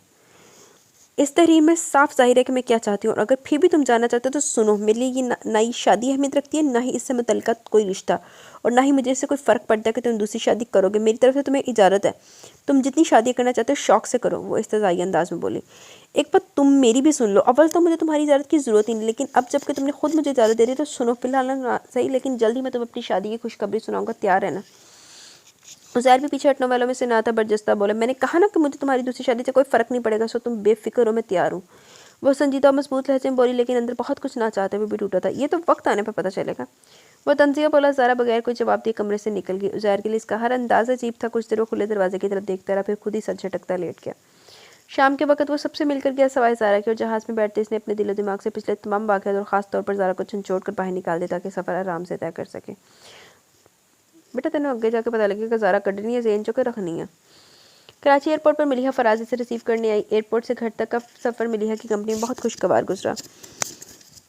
इस दौरान उज़ैर ने एक मरतबा भी इससे अपनी शादी के मुताल्लिक नहीं बताया। मलिहा, उज़ैर ने कुछ याद आने पर इसे पुकारा। तुमने अपने धमाका के सरप्राइज़ के मुताल्लिक कुछ नहीं बताया? फ़िलहाल सब्र करो। अब और कितना सब्र करूँ यार, पहले 2 हफ्ते बड़ी मुश्किल से गुजारे, तकरीबन 1 हफ्ता तो तुम्हें मज़ीद सब्र करना ही पड़ेगा, मजबूरी है। वो कहने लगी। चलो जैसे तुम्हारी मर्ज़ी, लेकिन इससे पहले तुम अपने मुंतज़िर सरप्राइज़ के मुताल्लिक तो बताओ। मलिहा याद आने पर इससे पूछने लगी। वो मलिहा के पूछने पर वो हड़बड़ा कर सीधा, वो कुछ समझना है कि इसे क्या बताए। उज़ैर क्या हुआ? वो उज़ैर के अंदाज़ पर हैरान हुई। कुछ नहीं हुआ। फ़ौरन दराने वाली घबराहट छुपा गए। तो फिर बताओ जल्दी से, मैं भी तुम्हें 1 हफ्ते बाद ही बताऊँगा। वो मलिहा को टालते हुए रुख फेर के, आपके वो भी खामोश रही। देखो 1 हफ्ते बाद दोनों की एक दूजे ने बम फोड़ दे। उज़ैर को कराची आए हुए हफ्ता हो चुका था। इस दौरान इसने जब भी लाहौर फ़ोन किया इसकी ज़ारा सिद्दीकी से बात नहीं हो सकी। आज इतवार था और ऑफिस से भी छुट्टी थी। यूँ ही घर में बेकार बैठे बैठे अचानक दिल ने चाहकर ज़ारा को सताया और तंग किया जाए। सताने के ख्याल से इसी, मगर आज लाहौर से आने के बाद पहली मरतबा इसे ज़ारा का ख्याल आया। बहुत देर सोचने के बाद बिलाखिर इसने घर का नंबर मिला लिया। फ़ोन के पूरे ज़ोर शोर से चिल्लाने पर किचन में काम करती ज़ारा ने ना चाहते हुए फ़ोन स्टैंड की तरफ कदम बढ़ाया। हेलो, अस्सलाम वालेकुम। रिसीवर उठाते वो मुअद्दब लहजे में बोली। उज़ैर इसकी आवाज़ पहचान गया, सो अपनी सोच कमली जामा पहचाने के लिए सलाम का जवाब दिए बगैर हुक्मिया लहजे में बोला। मामा को फ़ोन दो। घर में मेरे सिवा और कोई नहीं, तुम्हें जो कहना मुझसे को, मैं ताईजान को बता दूंगी। ज़ारा अपनी कदर तस्लील पर तब उठी, लेकिन इसके सामने गुस्से पर काबू पाते हुए सुकून से बोली। कहाँ है बाकी सब? ताईजान कहीं काम से गए, जबकि ताईजान और कश्यप मार्केट गई। इसने बताया। कब तक वापस आएंगे मुझे इल्म नहीं, अलबत्ता तुम्हें कोई ज़रूरी काम है तो मुझे बताओ, मैं इन्हें बता दूंगी। इन्हें बताने की कोई ज़रूरत नहीं, मैंने सिर्फ तुम्हें ये बताने के लिए फ़ोन किया कि इंशाल्लाह ठीक 3 दिन के बाद, यानी बुध वाले दिन मैं शादी कर रहा हूँ। इसने ज़ारा पर धमाका खेज इंकशाफ करने की कोशिश की, लेकिन किधर गया? और कुछ पल को रुका कि शायद वो कुछ बोले, मगर दूसरी जानिब मुकम्मल सकूत था। उज़ैर इसकी खामोशी पर तंज़िया मुस्कुराहट के साथ गोया, वैसे तुम्हें दुख तो हुआ होगा ये सुनकर मिसेस उज़ैर। गलत फहमी है तुम्हारी, वो फ़ौरन बोली, क्योंकि अगर मुझे ज़रा बराबर भी दुख होता तो इस वक्त मैं तुमसे बात ना कर रही होती, बल्कि रिसीवर मेरे हाथ से छूटकर ज़मीन पर गिर पड़ा होता और मैं धाड़े मार मार कर रो रही होती, जबकि ऐसा कुछ भी नहीं है। मैं अपने होश हवास में रहकर तुमसे बात भी कर रही हूँ। जब मैंने इस रिश्ते को दिल से कबूल ही नहीं किया, खुद तुम्हें शादी की इजाज़त दी है, तो फिर मुझे दुखी होने या फिर रोने धोने की क्या ज़रूरत है? बहरहाल मुबारक हो तुम्हें। वो बज़ाहिर बड़े आराम और सुकून से कह रही थी, लेकिन इस वक्त इसके दिल की क्या हालत हो रही थी ये सिर्फ वही जानती थी। इसके बावजूद भी बड़े ध्यान से इसलिए बोली थी कि कहीं ज़रा सी बेध्यानी उज़ैर पर इसके दिल का हाल आश्कार ना कर दे। फिर भी कुछ तो था इसकी बातों में ऐसा कि जैसे उज़ैर ने महसूस करते हुए मज़ीद बात किए बिना लाइन काट दी। ज़ारा ने रिसीवर क्रैडल पर रखा और सीधी कमरे में चली गई और बेड ग्राउंड से टेक लगाकर बैठ गई। माँ ने इसकी नज़र से टेबल पर पड़ी जहाँ उज़ैर की दिलकश तस्वीर फ्रेम में आवेजा थी। उज़ैर की आंखों से बेख्तियार ज़ारा की आंखों से बेख्तियार मोटे मोटे आंसू अपना रास्ता बनाए निकले। ज़ारा ने हाथ बढ़ाकर इसकी तस्वीर उठा ली, फिर आंखों के सामने लाते हुए शिकवा के ना लहजे में बोला, भी ऐसा क्या है उज़ैर उस लड़की में जो तुम्हें मुझ में दिखाई नहीं दिया? क्या कमी थी मुझ में जो तुमने मुझे मेरे बेलौस प्यार को ठुकराया? काश तुम एक मरतबा इसी मगर मेरी मोहब्बत को जान पाते, मेरा दिल के धड़कन को महसूस कर सकते, तो शायद तुम जान पाते कि तुम मेरे लिए क्या हो। लेकिन मैं तुम्हारी ज़िंदगी में कोई अहमियत नहीं रखती, तुम्हारे बगैर मेरी ज़िंदगी मेरी ज़ात बेईमानी है। काश उज़ैर तुम जान सकते मैं तुम बिन अधूरी हूँ। ज़ारा इसकी तस्वीर सीने से लगाकर फूट फूट कर रोने लगी, मगर फिर सूरत से तस्वीर को कदर फासले पर करते दीवानगी से बोली, मगर मेरी एक बात सुन लो, तुम सिर्फ मेरे हो, तुम किसी और के कभी नहीं हो सकते हो। ज़रा जल्दी या बदले तुम्हें मेरे पास लौट कर आना होगा। मेरी मोहब्बत, मेरी ज़िंदगी और मेरी ज़ात को मुकम्मल करने तुम्हें एक ना एक दिन आना ही होगा, और मुझे यकीन है तुम ज़रूर लौट कर आओगे, सिर्फ और सिर्फ मेरे लिए। और फिर ज़ारा सदीकी ने तस्वीर को अपने होंठों से लगा लिया। नड्डी मोहब्बत दीवानगी देकर ज़ारा ने चित्तर मारना तो दिल करदा कि नहीं करदा जबल ज़माने का। यार मलिहा, अभी तक तुम्हारा दोस्त आया नहीं? वो रिस्ट वॉच पर नजर दुलाते हुए बेजारी से बोला तो मलिहा हंसती, अभी आता ही होगा, पिछले 1 घंटे से तुम यही कह रहे हो। झूठ तो नहीं कह रही हो ना? वो देखो आ रहा है। उज़ैर को दूर से आता देखकर वो मध्यम मुस्कुराहट के साथ बोली, तो इसके साथ बैठे ज़ुहैब खान ने इसकी नज़रों के ताक़ुब में देखा जब तक वो इनके करीब पहुंच चुका था। अस्सलाम वालेकुम। मलिहा के इशारे पर वो चेयर पर बैठते मौजबाना अंदाज में गोया। वालेकुम अस्सलाम। दोनों ने वक्त वक्त जवाब दी। इतनी देर क्यों लगा दी आने में? मलिहा ने पूछा। दरअसल वो रास्ते में गाड़ी ख़राब हो गई थी, इसी तरह से देर होगी। अच्छा बहाना है। अब की बार ज़ुहैब ने कहा, जो दोनों की गुफ्तगू सुन रहा था, जबकि मलिहा ने अपने भूलने पर सर पर हाथ फेरा। लेकिन इससे पहले उज़ैर पूछ बैठा, ये कौन है? सॉरी, वेरी सॉरी, मैं तुम दोनों का तारुफ करवाने भूल गई। ज़ुहैब, इनसे मिलो, ये उज़ैर है, मेरा बेस्ट फ्रेंड। और उज़ैर, इनसे मिलो, ये है Zuhaib Khan, my first cousin. And अभी सब कुछ बता दोगी? मलिहा के मज़ीद कुछ बताने से कबल ज़ुहैब ने से टोका। Oh sorry. वो फ़ौरन निचला होंठ दांतों तले दबा गई। आपसे मिलकर बहुत खुशी हुई, ज़ुहैब दोस्ताना लहजे में बोला। जवाबन उज़ैर ने मुस्कुराने पर इक्तफा किया। ज़ोर का झटका है, ज़ोरों से लगने वाला है। अच्छा उज़ैर, हम दोनों ने सोचा कि क्यों ना आज तुम्हें इस धमाका के सरप्राइज़ के मुतालिक बता रही है जिसका मैंने तुमसे जिक्र किया था। और जानते हो, मैंने ज़ुहैब से कहा कि तुम सब कुछ सुनने के बाद ज़रूर शॉक्ड होगे, लेकिन ज़ुहैब के ख्याल में ऐसा हो ही नहीं सकता। बहरहाल सरप्राइज़ ये है कि बता दूँ? इसने रुककर एक शरीर नज़र से उज़ैर की तरफ देखा जो बड़ी महवी से सुन रहा था। चलो बता ही देती हूँ, लेकिन पहले तुम ये लो। वो पर्स में कार्ड निकालते हुए उज़ैर की तरफ बढ़ाने लगी। ये क्या है? कार्ड लेते हुए उज़ैर ने हैरानगी से पूछा। बताती हूँ, सब्र तो करो, ये इनविटेशन कार्ड है। Invitation card? मगर किस सिलसिले में? कार्ड देखे बगैर वो मलिहा से इस्तफसार करे जा रहा था। ये तुम्हें ज़ुहैब बताएगा, वो बोली, और उज़ैर ने ज़ुहैब की तरफ देखा। ओके तो मिस्टर उज़ैर, ये इनविटेशन कार्ड मेरी और मलिहा की शादी का, और जानते हो मलिहा की ख्वाहिश है, सबसे पहले तुम्हें इन्वाइट किया गया ताकि तुम हमारी शादी के हर फंक्शन में पेश रहो। ज़ुहैब का धीमी मुस्कुराहट के चेहरे पर सजाई से बताया जा रहा था, जबकि इस धमाका के सरप्राइज़ ने वाकई उज़ैर को शॉक किया था। एक लम्हे को तो इसे ऐसा लगा जैसे इसका वजूद शदीद किस्म के धमाकों की जद में आ चुका हो। इस बेयकीन और गैर मुतवक्का इंकशाफ को सुनने के बाद अचानक उज़ैर को अपने अंदर किसी चीज़ के टूटने की ज़ोरदार आवाज़ सुनाई दी। ठा! आय हाय हाय हाय, स्वाद आ गया। इत्थे लग गया ज़ोर का झटका, हाय ज़ोरों से लगा। आय हाय हाय, कसम बड़ा मज़ा आया मुझे। अचानक इसे अपने सब ख्वाब चकनाचूर होते दिखाई देने लगे। वह शौक निगाहों से मलिहा फराज को देखने के बाद हाथ में पकड़े कार्ड को टटोलने लगा। मलिहा इसके हैरान परेशान चेहरे को देखते हुए भरपूर मुस्कुराहट के साथ ज़ुहैब खान को देख तरफ मुतवज्जो हुई। ज़ुहैब, मैंने कहा था ना कि उज़ैर सब जानने के बाद ज़रूर शॉक्ड होगा। हाँ भी, आज मैं तुमको मान गया, ज़ुहैब इसे दाद देते हुए बोला, जबकि उज़ैर अभी भी अपने होश आवाज़ में नहीं लौटा था। बस इसका जहन तो इस बात पर अटक सा गया था। ये इन्विटेशन कार्ड मेरी और मलिहा की शादी का।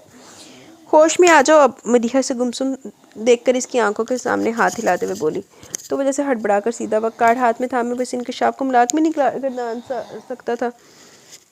मलिहा ने इसका शौक होना तो नोट किया था, अलबत्ता इसकी आंखों में मचलते दुख और कर्ब को महसूस न कर सकी। ऐसा दुख और कर्ब जो यकतरफा मोहब्बत ने नाकामी के एहसास से उमड़ आया था। चलो कोई नहीं, अभी तो दुख दे के आया ज़ारा नू, हुन अभी सही। मैंने तो तुम्हें सिर्फ अपने सरप्राइज़ के मुतालिक बता दिया, अब तुम भी जल्दी मुझे अपने सरप्राइज़ के मुतालिक बताओ, वो मज़ीद बोल रही थी। तुमने मुझसे कुछ कहा? ज़हर अभी तक हवास पाकता था। अरे भाई किस दुनिया में गुम हो, लगता है कुछ ज़्यादा शॉक कर दिया तुम्हें सरप्राइज़ है, ज़ुहैब ने इसके अंदाज़ पर शरारत से बोला। मैंने कहा अब तुम भी बता दो अपने सरप्राइज़ के मतलब। वो बोली। तब ज़हर ने अपनी एक तरफा मोहब्बत में सब कुछ लूटता देखकर कुछ भी छुपाना मुनासिब न समझते हुए इसे मुख्तसरन अपनी शादी का अहवाल सुना डाला, लेकिन इसे अपने इनकार के मतलब ना बता सका। इसके मुँह से शादी का सुनने के बाद मलिहा फराज के साथ ज़ुहैब खान भी हैरानगी में घिरा खड़ा था। फिर मलिहा ने शिकायती नज़रों से इसे देखते हुए कहा, अरे बड़े बेवफा दोस्त हो तुम, शादी भी कर ली और हमें कानों कान खबर भी ना होने दी। और एक हाँ मैं सबसे पहले तुम्हें बताना ज़रूरी समझा। लबो लहजा शिकवा के ना था। आई एम रियली सॉरी, सब कुछ इतनी जल्दी हुआ कि मैं अपने किसी भी दोस्त को बता नहीं सका। And again I am sorry. खैर जो होना था वो तो हो गया, लेकिन अब तुम्हारी सज़ा ये है कि तुम लाहौर जाकर अपनी बीवी को लाओगे, क्योंकि इसके बगैर तो तुम शादी में आए तो खैर नहीं होगी। मलिहा इसकी आखिर में तहकुमाना लहजा अंदाज में बोली। वो नहीं आ सकती। उज़ैर ने तौक़ुफ़ के बाद साफ इनकार किया। क्यों भाई, अपनी शादी पर तो बुलाया नहीं, चलो खैर, लेकिन अब मैं कोई बहाना नहीं सुनने वाली। भाई आखिर को हम भी तो मिले इस खुशकिस्मत लड़की से जिसने हमारे दोस्त की ज़िंदगी में शामिल होने का शर्फ हासिल किया। और वैसे भी जो तुम्हारी बीवी है वो मेरी भाभी भी तो हुई, सो अब इनकार का कोई जवाब नहीं उठाओगे तुम, समझे। आय हाय हाय हाय हाय। ਇੱਥੇ ਬਣਿਆ ਉਜ਼ੈਰ भाई, तो उज़ैर ਦਾ ਜਿਹੜਾ दिल ਸੀ ना, ओए होए होए होए, कसम मज़ा आ गया। अब मैं फिर कैसे जा सकता हूँ लाहौर इसे लाने, मुझे यहाँ दिन ही कितने हुए। उज़ैर ने इसे टालने की सही की मगर नाकाम। मैं कुछ नहीं जानती है तुम्हारी सज़ा कि तुम अपनी वाइफ को हमारी शादी में ज़रूर लाओगे, वरना तुम्हारी एंट्री भी बंद, अंडरस्टैंड। फिर खासे तहक़्क़ुम भरे अंदाज में बॉन्ग करने लगी, जबकि उज़ैर का बस नहीं चला था वहाँ से भाग जाए।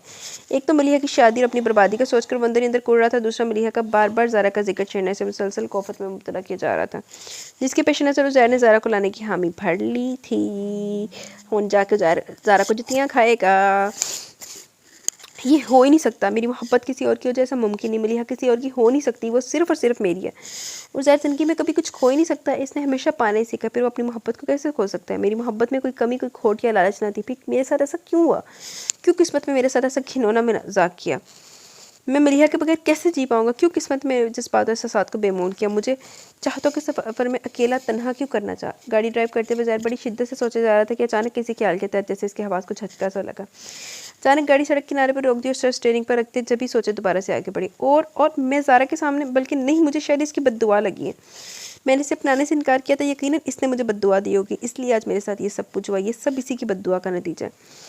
उज़ैर ने आंखें मोड़ ली, लेकिन फिर भी जल्दी खोल दी, क्योंकि ज़ारा का चेहरा इसकी आंखों के पर्दे में घूमने लगा। इसे ज़ारा की आवाज़ अपनी समातों में टकराती हुई महसूस हुई। मेरी मोहब्बत, मेरी चाहत में कोई कमी, कोई खोट ना थी, फिर तुमने मेरे साथ बेवफाई क्यों की, क्यों किया तुमने मेरे साथ ऐसा, क्यों मेरे अरमानों को बेदर्दी से अपने पैरों तले कुचला कि मेरी रूह तक तड़प उठी। जानते हो ज़ाहिर की मोहब्बत में ठुकराए जाने का दुख क्या होता है, मगर तुम क्या जानो, तुमने तो खुद किसी की मोहब्बत को बड़ी बेदर्दी से, सफाकी से ठुकराया। तभी आज तुम्हारे साथ तकदीर ने वही खेल खेला जो तुमने मेरे साथ खेला था, बल्कि अब भी खेल रहे हो। तुम्हारे साथ अच्छा, आज बहुत अच्छा हुआ, मैं बहुत खुश हूँ। यही उल्फत के तकाज़े हैं। अगर तुम किसी की मोहब्बत को ठुकराओगे तो तुम्हारी मोहब्बत को भी कोई कबूल नहीं करेगा। ज़ारा की आवाज़ से कर्ब में मुब्तला करने लगी। तौक़ुफ़ के बाद फिर इसकी तमस्कराना आवाज़ गूंजी। तुम तो वो बदनसीब शख्स हो जो पानी के होते हुए भी प्यासा है। उज़ैर, तुम वो बदनसीब हो जो मोहब्बत के करीब होते हुए भी नफ़रतों की तरफ भाग रहा है, जिसे अब ज़बरदस्त मात के बाद नफ़रत अपने मजबूत शिकंजे में ले चुकी है, जिससे मोहब्बत कोसों दूर है। वैसे क्या मिला तुम्हें? Shut up. ज़ारा की आवाज़ इसका कलेजा छलनी कर रही थी। अब बर्दाश्त की सख्त मजतमा करने की नाकाम कोशिश में वो सिर्फ चिल्ला सकता था, मगर आवाज़ आज रुकने वाली ना थी। ये दुनिया मकफ़ाते अमल के गिर चक्कर काट रही। तुमने जाने अनजाने में मेरे दिल की नगरी को उजाड़ा, और अब देख लो तुम्हारे दिल को भी जाने अनजाने में किसी के हाथ ज़बरदस्त चोट लगी है। बंद करो अपनी बकवास। ज़ाहिर का बस नहीं चल रहा था कि ज़ारा की आवाज़ को दबा डाले। वो पहले परेशान और बेकरार था, ऊपर से ज़ारा की बातें इसके दिल की बेकरारी हो इस तरह को मज़ीद बढ़ा गई। सर शिद्दत से फटे जा रहा था, आहिस्ता आहिस्ता इसके होश भी महव होते जा रहे थे। मोहब्बतों के सफ़र में अब तुम सारी उम्र तन्हा रहोगे ज़ाहिर, तुम्हारे चाहने पर भी तुम मोहब्बत को हासिल नहीं कर पाओगे, याद रखना मेरी बात। एक बार तो फिर ज़ारा की आवाज़ गूंजी तो ज़ैर ने ज़ोर ज़ोर से सर को झटकना शुरू कर दिया, साथ ही कानों पर हाथ रख लिए ताकि दोबारा इसकी आवाज़ ना सुन सके। उन्हें तेने यही आवाज़ सुनाई देनी है। बड़ी बड़ी भैड़ी हुई वैसे ना, मैंने बड़ी खुशी हुई है नड्डी भैड़ी होने की। अगला पूरा हफ्ता इसने शदीद ज़हनी कोफत में गुजारा। इस दौरान एक मरतबा भी मलिहा से या घर में से किसी से रब्ता नहीं किया। शायद मोहब्बत में नाकामी ने इसे अंदर तक तोड़ फोड़ डाला। इस दौरान वो ऑफिस भी नहीं गया। फिर एक दिन बहुत सोचने, बहुत समझने के बाद एक हैरान कुन इंकशाफ इसे अपनी ज़ात पर खुलता महसूस हुआ। वो जान के कि मलिहा जिसे वो अपनी ख्वाबों की शहज़ादी समझता था, वो इसके दिल में बनी तस्वीर में कभी पनाह थी ही नहीं।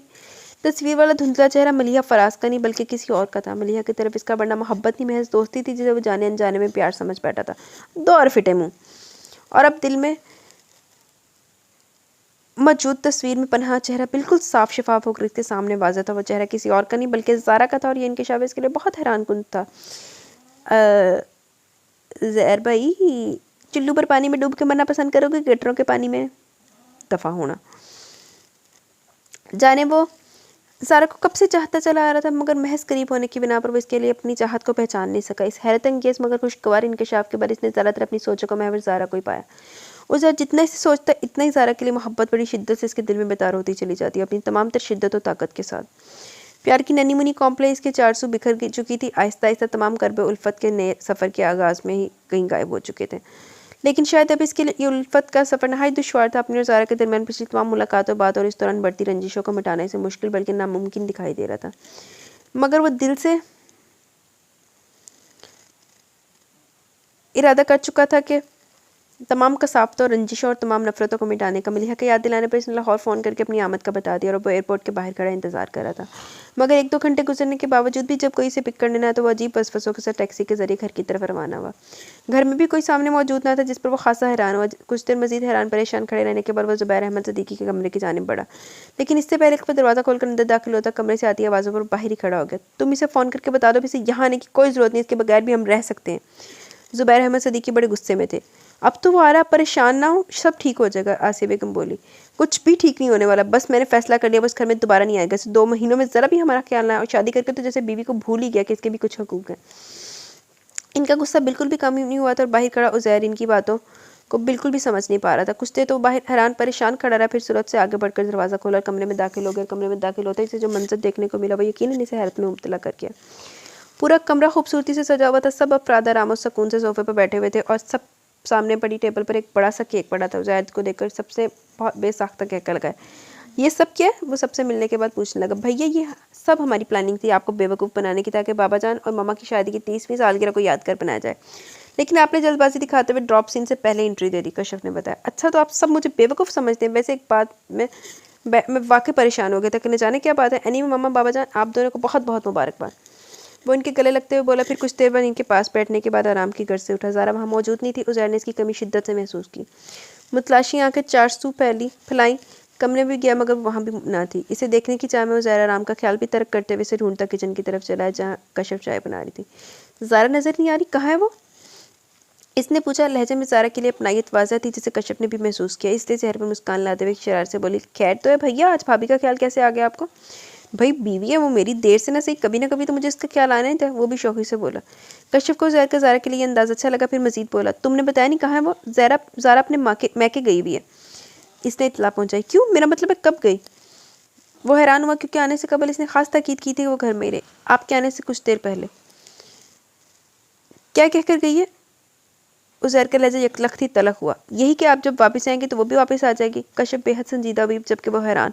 फिर वो उज़ैर की तरफ देखते हुए ताज्जुब से बोली, भैया आप ज़ारा के साथ बिल्कुल भी अच्छा नहीं करें। वो बहुत अच्छी है, आपसे बहुत मोहब्बत करती है, लेकिन आपने कभी इसकी मोहब्बत को महसूस करने की कोशिश नहीं की। जानता हूँ, वो आहिस्ती से बोला। और हाँ, एक और बात, आप दूसरी शादी क्यों कर रहे हैं? कश्यप को जैसे ही याद है मौका ज़ाया किए बगैर पूछने की, तुमसे किसने कहा कि मैं दूसरी शादी कर रहा हूँ? इसके अचानक इस तफसार पर उज़ैर ने चौंक कर उल्टा इसी से सवाल किया। दरअसल जब आप ज़ारा को दूसरी शादी के मुतालिक बता रहे थे तो मैंने सुन लिया था, लेकिन जहाँ तक मेरा ख्याल है उस दिन वो घर में अकेली थी। उज़ैर जहन पर जोर देते हुए बोला, हाँ, मगर काम जल्द हो जाने की वजह से मैं और मामा जल्दी वापस आ गए थे। मैंने अपनी सहेली को फ़ोन करने के लिए रिसीवर उठाया तो आप दोनों बातें कर रहे थे।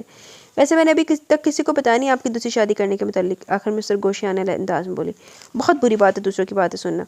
वो मसनूई गुस्से से डांटने लगा। फिर वसीद बोला, और अब कोई ज़रूरत नहीं है किसी को बताने, क्योंकि मैंने कोई दूसरी शादी नहीं की। भैया एक बात कहूँ? जब भी वो बोली, हाँ कहो। भैया आपको ज़ारा को, मेरा मतलब है कि आप प्लीज़ दूसरी शादी मत करिएगा। ज़ारा बहुत अच्छी है, आप इसे कबूल कर लें। तुम बेफिक्र हो जाओ, मैं कोई दूसरी शादी नहीं करने वाला। मेरे लिए तुम सबकी और ज़ारा की मोहब्बत ही काफ़ी है। और तुम जानती हो मैं यहाँ सिर्फ ज़ारा को लेने आया। वो खुशगवारी से बोला, सच भैया? वो खुशी से उछली। हाँ, ज़ारा ने इस बात में सर लाते हुए कश्यप के सर पर प्यार भरी हल्की सी चप्पत लगाई, फिर से चाय का कहकर किचन से निकल गया। ठोकर खान तो बात अक्ल आ गई है, ज़ैर दी अक्ल शरीफ तो गल आ गई। हूँ देखते हैं ज़ारा ने उसानी ना माफ़ कर दी कि नहीं कर दी। आसिया बेगम को बताकर ज़ारा को लेने चला गया। सबके लिए इसका नया रूप बहुत हैरानकुन मगर खुशगवार था। ख़ास तौर पर ज़ारा को कराची साथ ले जाने वाली बात ने ज़ुबैर अहमद सदीकी को खासा इत्मीनान बख्शा था। चाचा जान और चाची से मिलकर इसने अपने आने का मकसद बयान कर फिर इनसे ज़्यादा चलता ज़ारा के कमरे की जानिब बढ़ गया। दरवाज़ा खुलकर अंदर दाखिल हुआ तो ज़ारा को खिड़की से बाहर देखते पाया। वो शायद उज़ैर की आमद से बेखबर थी। उज़ैर की जानिब पुश्त की वो बड़ी महवियत से कुछ सोचे जा रही थी। वो चंद कदम आगे बढ़ा तो इससे ज़रा फासले पर हो गया, इसे अपनी आमद से बाखबर करने के लिए। लबवा करने चाहे मगर फिर किसी इरादे के तहत चुप ही रहा और बड़े गौर से इसे देखने लगा। फिर आहिस्ता से हाथ बढ़ाकर इसकी कमर तक लहराते काले बालों को हल्के से टच किया और हाथ वापस खींच लिए। वो अभी तक इसकी मौजूदगी से बेखबर और अनजान गहरी सोच में घिरी थी। उज़ैर से अपने होने का एहसास दिलाने के लिए कदर तौक़ुफ़ के बाद खनकारा तो वजह से बौखलाकर होश की दुनिया में लौटी, लेकिन पीछे मुड़कर न देखा। वो थोड़ा आगे बढ़ा और इसके कंधे पर हाथ रखते हुए दोबारा गला खनकारा। आपकी वो सूरत से पलटी, दोनों के दरमियान फासला बहुत कम था। इसने पिछले हटना चाहा मगर दीवार के सबब वो अपनी जगह से हिल ना सकी। उज़ैर इसकी हरकत पर धीरे से मुस्कुराया, फिर यकलक होंठ खींचकर इसकी खूबसूरत ब्राउन आंखों की सीम देखने लगा जो अपने अतराफ में सहर फैलाए मुकाबले गुज़र करने के लिए मचल रही थी।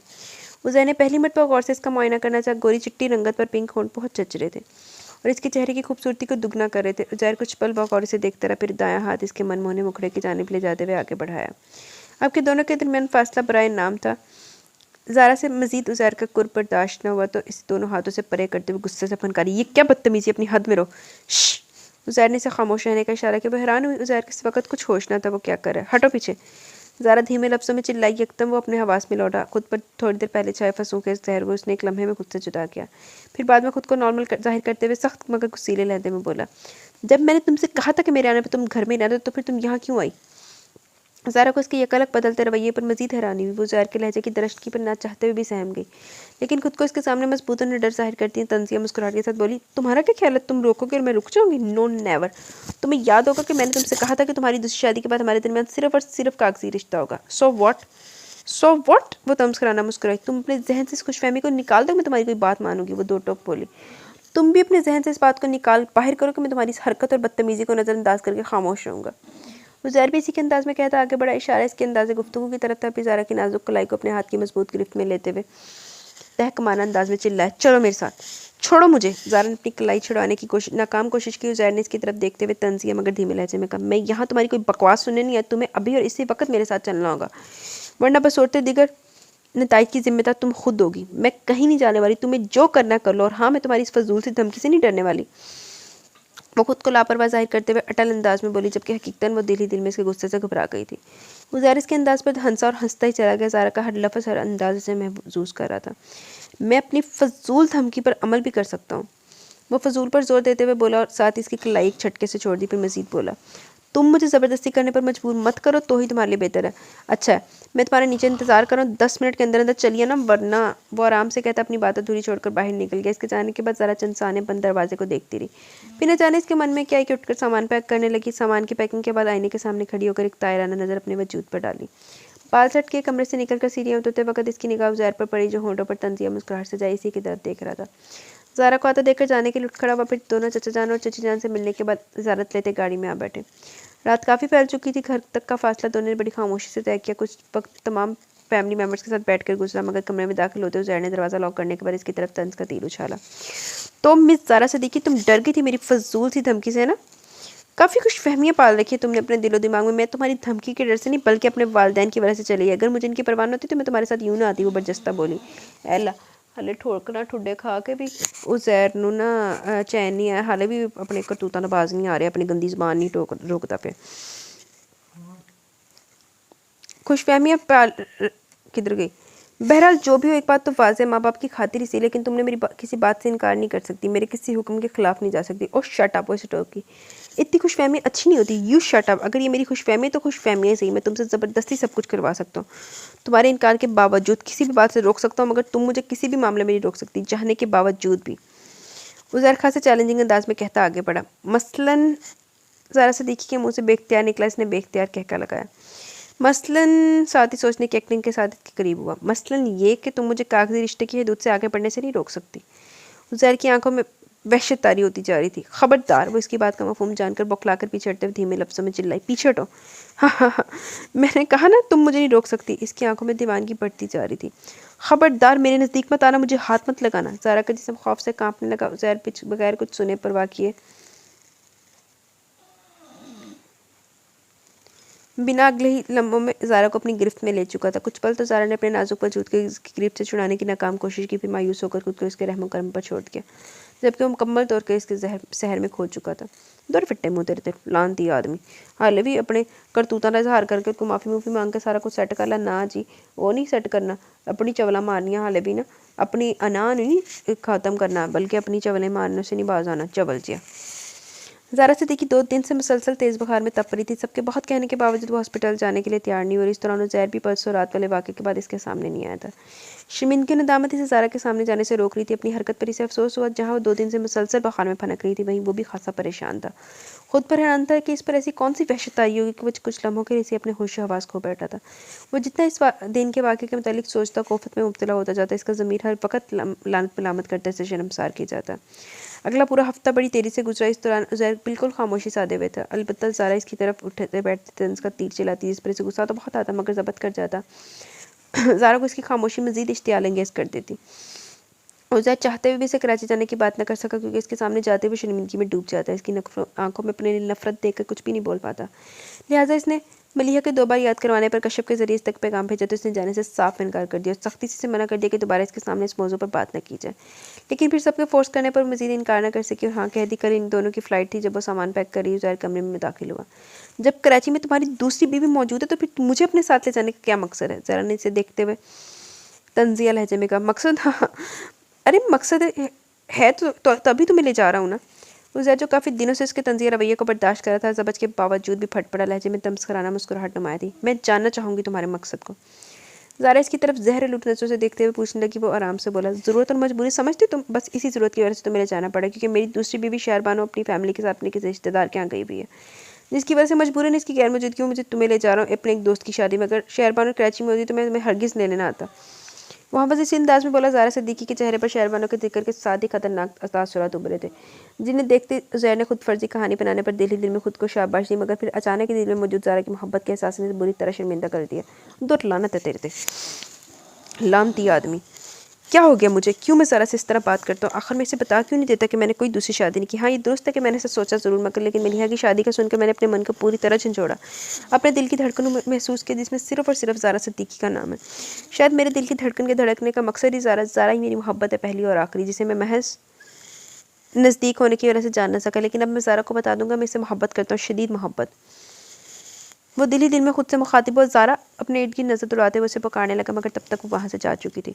आइनू ना मेरा दिल कर दे मैं इत्थों ही फ्लाइंग चप्पल मारा, कसमें बड़ा गुस्सा आ रहा है मैंने उज़ैर से। उज़ैर मलिहा को अपनी आमद की खबर दिए बगैर ही चलाया। वो तो मलिहा को उसके कराची आने के मुतालिक तब पता चला जब इसने उज़ैर को फ़ोन करने पर पूछा। वो इससे नाराज़ भी हुई, लेकिन उज़ैर ने इसे मना लिया, ये कहते हुए कि जल्दी ज़ारा को साथ ले आएगा। और आज मलिहा की शादी थी। ज़ारा ने चाहते हुए भी शादी पर गई। पर्पल कलर की साड़ी में हल्के से मेकअप के साथ बहुत हसीन और खूबसूरत लग रही थी। उज़ैर की संगत में बोझल दिल के साथ सबसे मिलने के बाद जब वो दोनों मलिहा फराज के पास आए तो दोनों से बड़े खुशगवार मूड में मिली। खसूसन ज़ारा से मिलकर बहुत खुशी हुई, जबकि उज़ैर की तरफ मुड़ते हुए शरारत से बोली, अब समझ में आया तुम क्यों अपनी बीवी को हमसे नहीं मिलवा रहे थे। वैसे एक बात है, शी इज़ वेरी नाइस, तुम दोनों की जोड़ी बहुत सूट कर रही है। उज़ैर ने मुस्कुराने पर इत्तफाक किया, जबकि ज़ारा ने कोई रिस्पॉन्स न दिया। वो दोनों बातें करने लगे। ज़ारा से इंसान ने वहाँ भोजन मूड के साथ खड़े रहने के बाद दोनों से इजाज़त लेती है कोने की तरफ बढ़ की तो मलिहा ने कहा, लगता तुम्हारी वाइफ को मुझसे मिलकर खुशी नहीं हुई? अरे नहीं, ऐसी बात नहीं है, बस इसकी तबीयत कुछ ख़राब है इसी वजह से, प्लीज़ तुम माइंड मत करना। उज़ैर से टाला। हालांकि इसे भी ज़ारा का रवैया खासा बुरा लगा था। कुछ देर मलिहा के साथ रहने के बाद वो इसकी तरफ चला आया।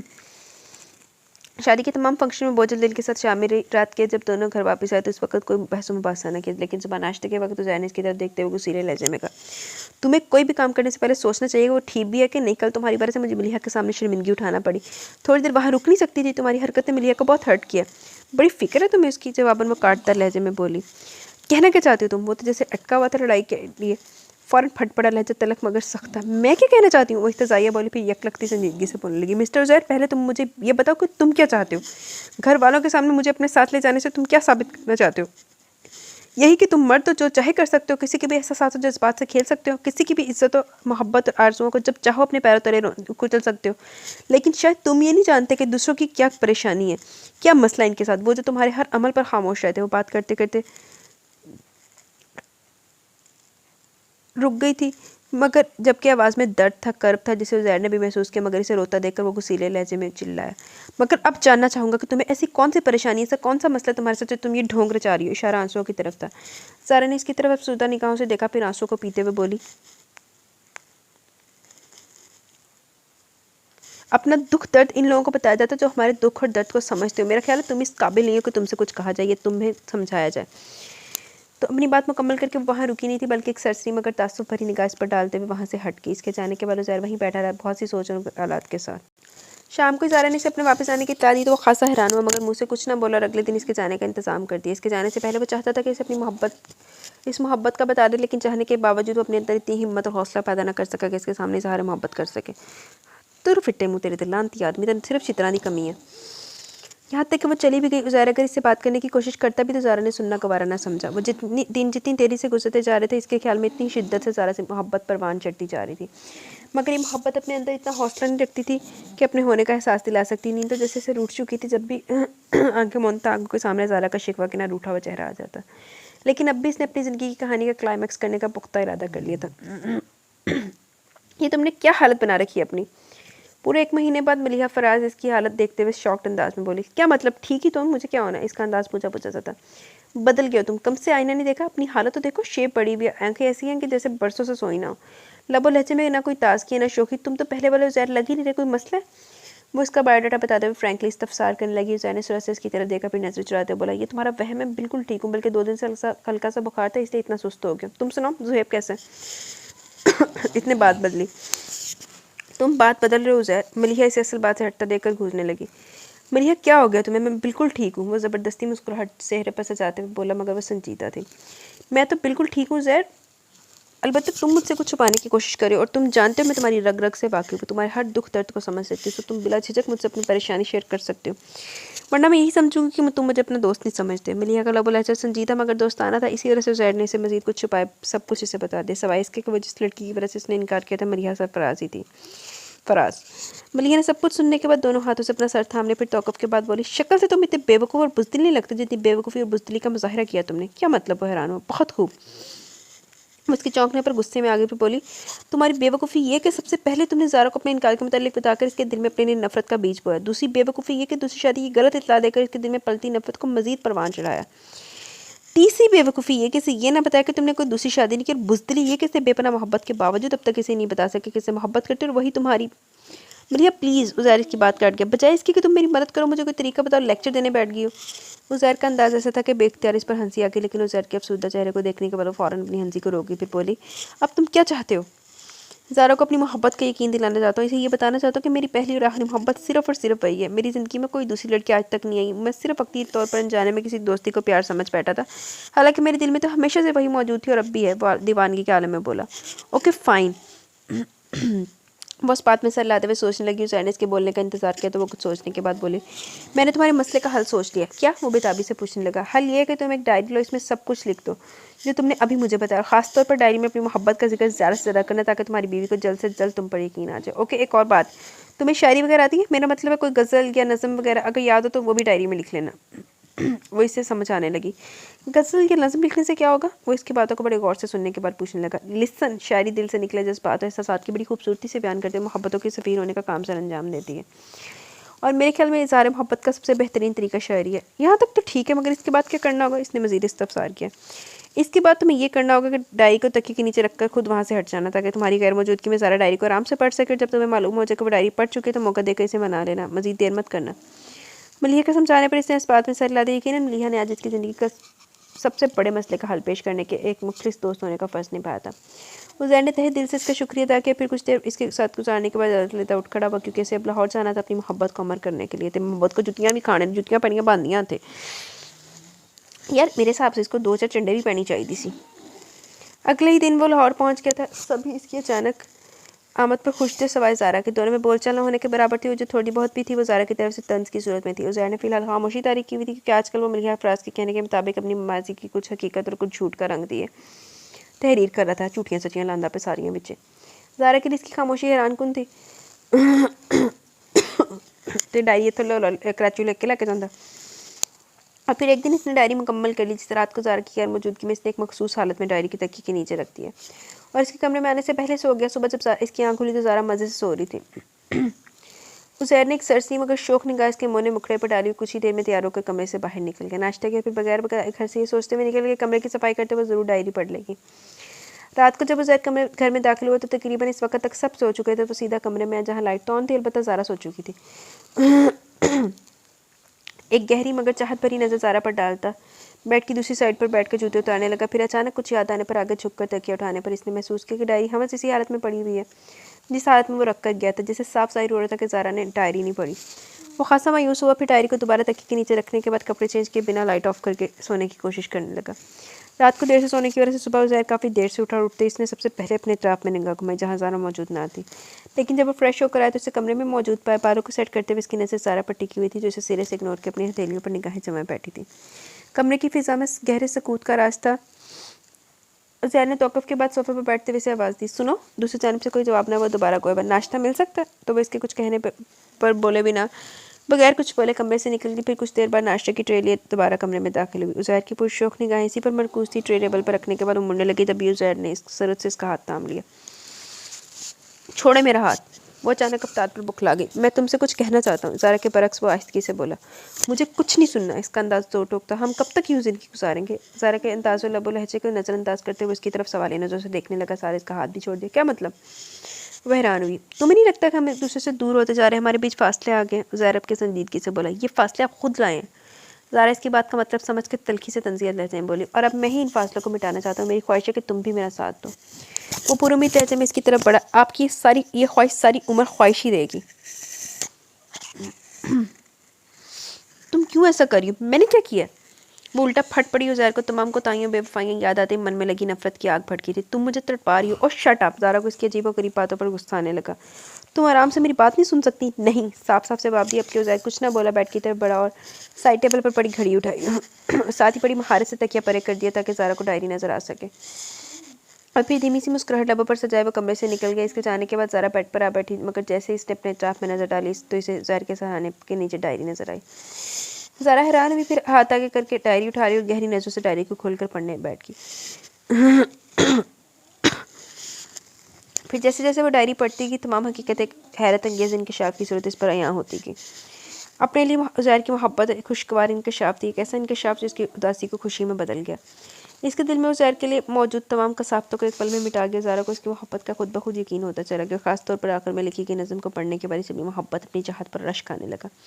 नज़म पढ़ने के बाद इसने डायरी बंद करके वापस जगह पर रख दी। अपनी मोहब्बत को पा लेने के एहसास से इसकी आंखों में आंसू आ गए थे। इसे अपने 400 खुशियाँ बिखरती दिखाई दे रही थी। इसे पता नहीं चला वो कैसे उठी और चाहत के नए एहसास के हज़ारों रंगों से खुद को महकाने लगी। पहली बार इसने दिल से उज़ैर के लिए तैयार होने का इरादा किया, फिर तैयार होकर इसके आने का इंतज़ार करने लगी। और जब वो कमरे में दाखिल हुआ तो इसे अपना मुंतज़िर पाया। उज़ैर से अपने लिए महफ़ इंतज़ार पाकर पहले तो बहुत हैरान हुआ, लेकिन फिर यकलख थी अनोखी खुशी के एहसास से इसके होंठों पर मुस्कुराहट फैल गई। ये ले।